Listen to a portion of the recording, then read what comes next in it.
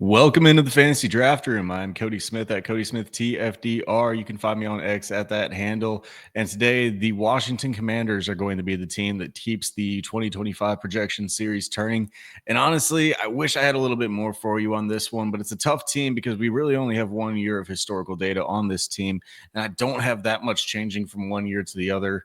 Probably a little bit of a step back for this team that really excelled, especially on fourth downs and things like that. But not too much changing for this offense. The big, real new addition is Deebo Samuel. So there's a little bit of change up in the wide receiver room from that, but not too much that's going to be really different from this offense from 1 year to the other. So we'll still get into it, though. I still want to do it. There could be a lot of change. Obviously, either the regression that we saw from the Houston Texans or a progression of another year with a Cliff Kingsbury offense with Jaden Daniels getting 1 more year of experience in the league.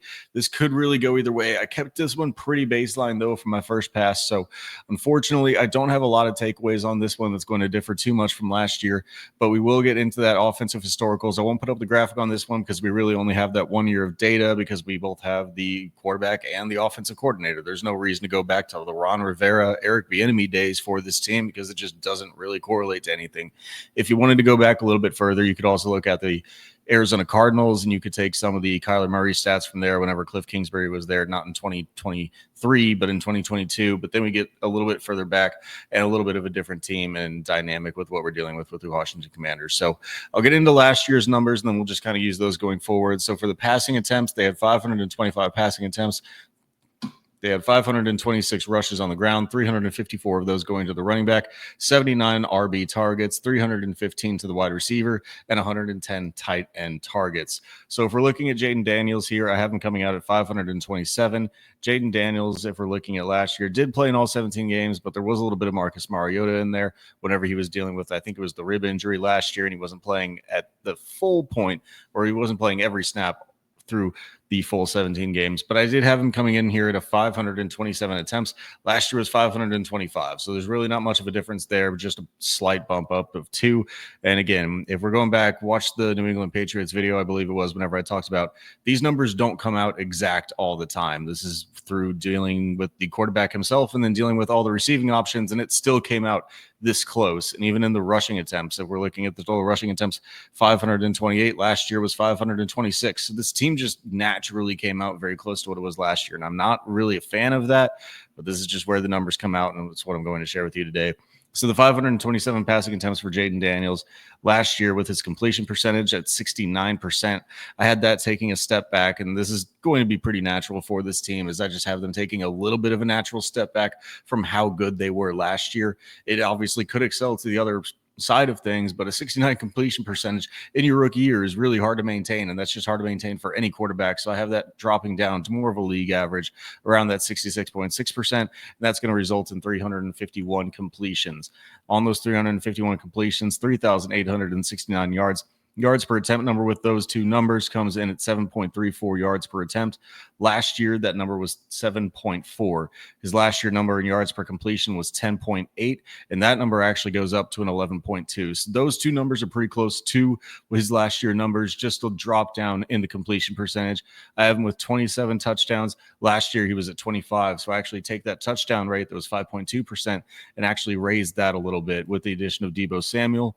So you get up to 27 touchdowns and 12 interceptions. Last year, he was at a interception rate of 1.9. So that seems pretty, just a little bit of a tick up. Last year's interception total was 9. This year, I have him at 12.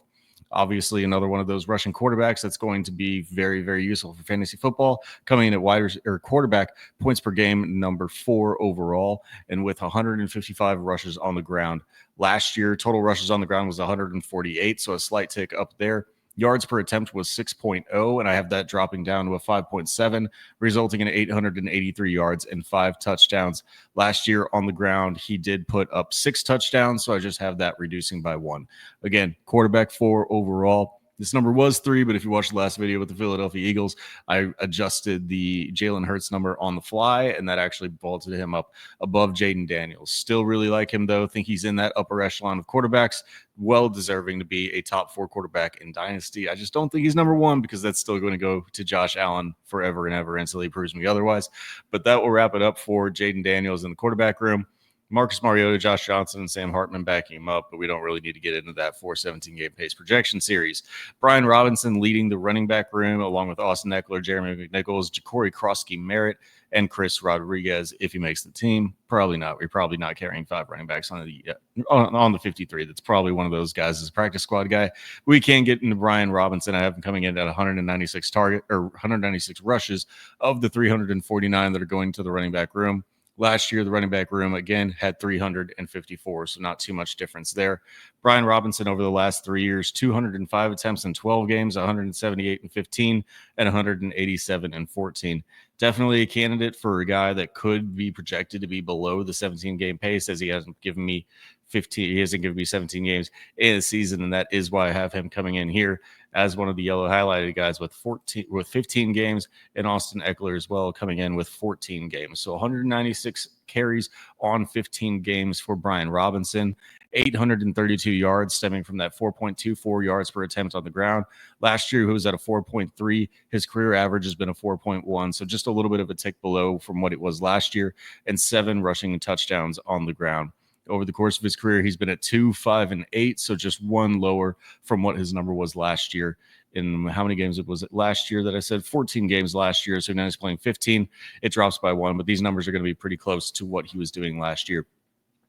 For his receptions, I have 81 targets going to the running back room, and I have 24 of those going to Brian Robinson. Again, last year, the RB target share was 79, so really, really close to what we came out at last year. Brian Robinson, in his career catch rate, has been at an 81.3 career average. Last year it was 80, the year before 83%, and I have him coming in here at a little bit below that number at 79% for 19 receptions. 7.68 yards per reception is the number that we finally settled on. Yards per reception in his career has been 9. That dropped from a 10.2 in 2023 to an 8 yards per reception in 2024. So I have that just going down a little bit more to 7.68 for the 146 yards and 1 touchdown. Austin Ekeler is our next man up in the backfield, and I know there's a lot of people that were really hyped about it. Ja'Cory Krosky-Merritt, I have him basically splitting here with Jeremy McNichols. We won't go into too much of those two because, one, I don't have historicals for Ja'Cory Krosky-Merritt, and I still think Austin Ekeler, as long as he's healthy, will be the secondary rusher in this room, and then obviously the secondary target with these other third and fourth guys getting some of the carries as well behind the other two, especially when you only have these guys, neither of them playing 17 games. You have to have some of the other rushes going to some of the third and fourth guys on the roster, which is why these numbers are a little bit higher than what you would see on a normal offense if the RB was projected to play all 17 games. But for Austin Ekeler, I have him at 57 targets on the 14 games played, 4.3 yards per carry for Austin Ekeler. And if we're looking back over the last 3 years for Austin Ekeler, he's come in at a yards per attempt average of 4.5, 3.5, and 4.8 yards per attempt last year with the Washington Commanders. And I have that number at 4.3 for that 245 yards and 3 rushing touchdowns. Last year, he had 4 rushing touchdowns with the team. The year before that, he was at 5, so we dropped that down by another 1. We come in at 3 rushing touchdowns for Austin Ekeler. 44 targets, though, leading this RB room. I don't think that's going to change. I do think he's still a very good pass catcher, and that is obviously where his game excels at, especially at this stage in his career. So last year, he had 41 targets in 12 games. The year before that, with the Chargers, he had 74 targets in 14 games. So here we have him at 14 games, 44 targets with a catch rate of 81.82%. Career average catch rate for Austin Ekeler has been at 79.6. Last year it was at 85.4. So coming in here just a little bit below last year's number at 81.82. Again, if you're going to lower the completion percentage for Jaden Daniels, it's going to naturally have to decrease for some of the other guys as well. So Austin Ekeler takes a little bit of a step back here, resulting in 36 targets. The yards per reception at 8.97 for Austin Ekeler last year was at his almost career high. His career high since his 2019 season, he was at 10.5 yards per reception, but you get a year older. His career average is also at an 8.9, so that's a little bit of an outlier season for Austin Ekeler. I dropped that down to 8.97 with 1 touchdown. It's resulting in Brian Robinson being the 33rd ranked running back and Austin Ekeler being the 45th ranked running back in points per game average. Jeremy McNichols, Ja'Cory Krosky-Merritt getting some work in here as well, but I don't really expect either of them to command a large workload of this backfield, so we can skip past them, and that will bring us to the wide receiver room. Obviously, currently we still have a little bit of a holdout issue with Terry McLaurin, but I'm going to operate here like he's going to play all 17 games. By all accounts, I do believe this will be well worked out before the season, hopefully within the next week or two, as they are now getting into training camp, and maybe there's a little bit of a deadline there. So for the wide receiver room, 313 total targets. Again, that was 315 last year. These numbers just came out really, really cleanly for me, that just kind of matched up naturally to last year.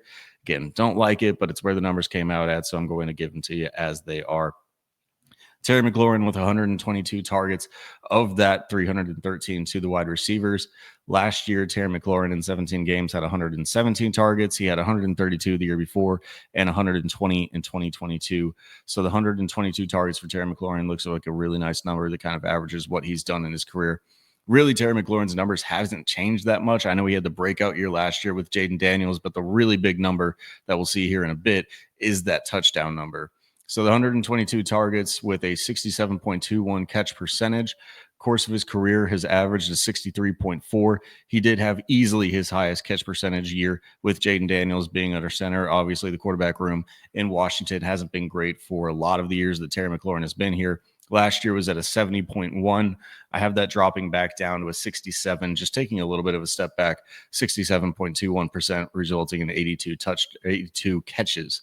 1,111 yards, all ones across the board here for the wide receiver number, for the receiving numbers for Terry McLaurin. That's at a 13.55 yards per reception.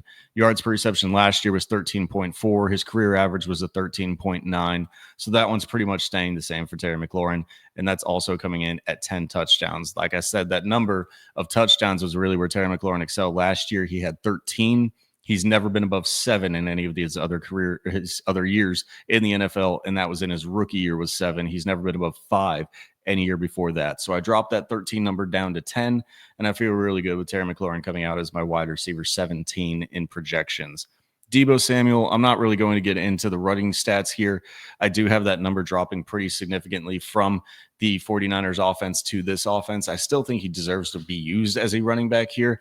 I know all the fat Deebo Samuel news coming out, or the videos.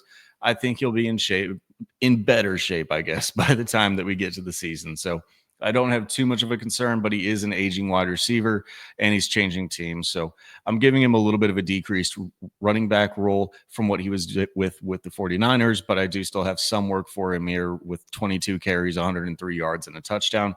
But I'm really just focusing in, at least on this video, for his receiving role. So I have him at 91 targets for this season. Last 3 years for Deebo Samuel, not Terry McLaurin. We just finished him up. He's only played in 15, 15, and 13 games over the last 3 years, and those numbers were at 81, 89, and 94 targets. So I have him coming in here at 91. We could decrease this number down to 17, but I just don't really want to do that yet. So I have him at 91 targets. He's going to, if you were to extrapolate those numbers to a 17-game pace, he would obviously be coming in at higher than 91. But you're also playing with Terry McLaurin now, and you've had a little bit of a kind of carousel with the 49ers where he was the lead guy, then Brandon Ayuk was, but he was kind of hurt sometimes. So I'm comfortable coming in here at the 91 targets for Deebo Samuel at a 67.03 catch percentage. Looking back at his catch percentage historicals, he's been at 60, 67, and 63%. So this is coming up a little bit at the 67% for 61 catches, and the 703 yards coming from the 11.52 yards per reception. Looking back at those, this is definitely a drop down that I have for Deebo Samuel coming into this offense, maybe playing a little bit more of a slot role for this team, and just being from that highly, highly efficient 49ers team. And I know this team was efficient with Jaden Daniels last year, but then he's also just a year older. The injuries have kind of piled up for Deebo as well. So I have him dropping down. The last 2 years, he's been at 14.9 and 13.1. I have him taking another step down to 11.52, but still getting 6 touchdowns, and that'll result with Deebo Samuel being the wide receiver 40 on the year.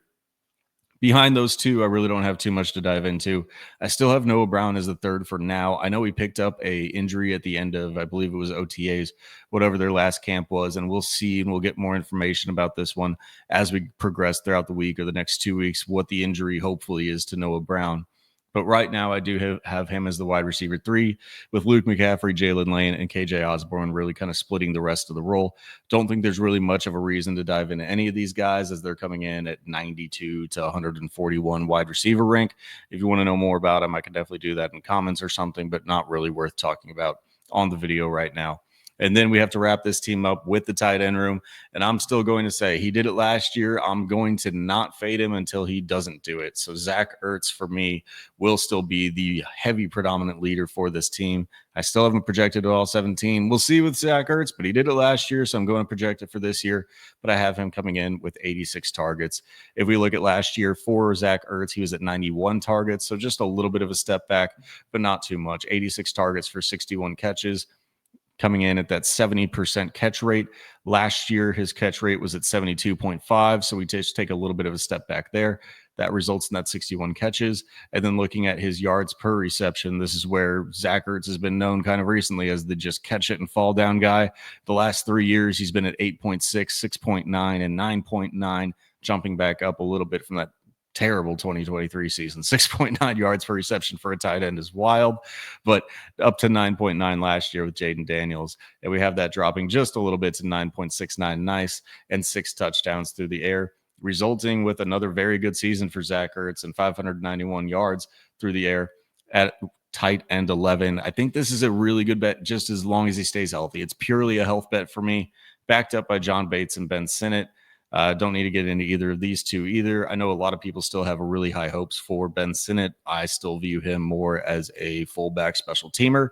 And if Zach Ertz were to go down, I do believe that John Bates would actually be, I know he's a blocking tight end, but I don't think that there's going to be a large split work between these two. Or I think there will be a large amount of split work between these two. I don't think Ben Sinnott ever will really come in and just command the Zach Ertz role. We'll see if it happens. It's definitely within the realm of possibilities. It's just not something that I'm going to be projecting. And I do still have this team relying on Zach Ertz for the meantime. Again, as long as he's healthy. But for that, that's going to wrap up the Washington Commanders. Not a very interesting team right now. There's the addition of Deebo Samuel, where those wide receivers really rank out. A little bit of a step back for the offense overall, but still a very, very fun offense that I do think has a lot of fun fantasy pieces in it. And that will result in, again, just to recap, the 527 attempts, 351 completions for 3,869 yards, 27 touchdowns, and 12 interceptions, 528 total carries on the ground for 2,502 yards, 18 touchdowns. The wide receiver stats, again, will match up with the passing stats of our Jaden Daniels, and that will come from 1,055 plays and 45 total touchdowns. Thank you all so much for listening into this one. Again, if you want access to this sheet, it has a bunch of other stuff in the background that y'all can check out as well. It is linked in the comments. It will send me an email to get you access to it. I just want to have that so I can track how many people are actually using the sheet, and then I will get you in. It's fully free. Doesn't cost anything. And even if you want to build out your own projections, you can take mine, copy paste it in your own sheet, and then do everything else. Everything's already populated for you.